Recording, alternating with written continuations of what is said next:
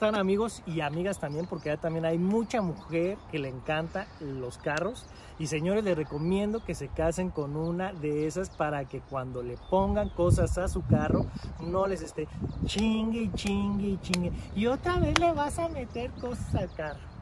Y aclaro que yo me casé con una que le gustan los carros, porque si no al rato que llegue a casa así me va.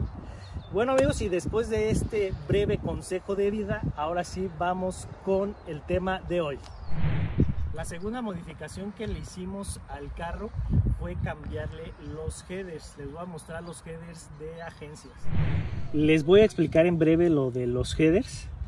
Al generarse una combustión en el motor, la salida de los gases es por estos tubos, pero como pueden ver, todos estos tienen una misma salida.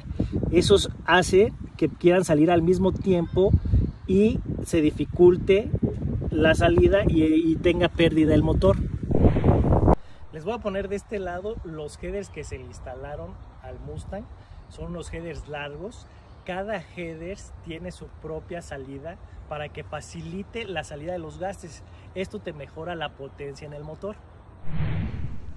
Los headers generan mucho calor y sobre todo los largos.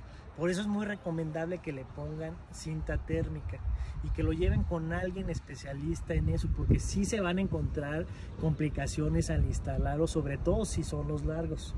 Esta imagen ya son los headers instalados, a ver si se pueden apreciar. Hay headers largos y hay headers cortos. Los headers cortos te generan mucho menos calor, pero también te dan menos potencia. Por eso nosotros le pusimos los headers largos, pero tienen algunas complicaciones para su instalación. Como ustedes pueden ver en la imagen, ahí el tubo de la dirección pasa entre los headers y así no venían. Tuve que llevarlo a que me lo modificara para que se pudiera instalar, porque pegaba.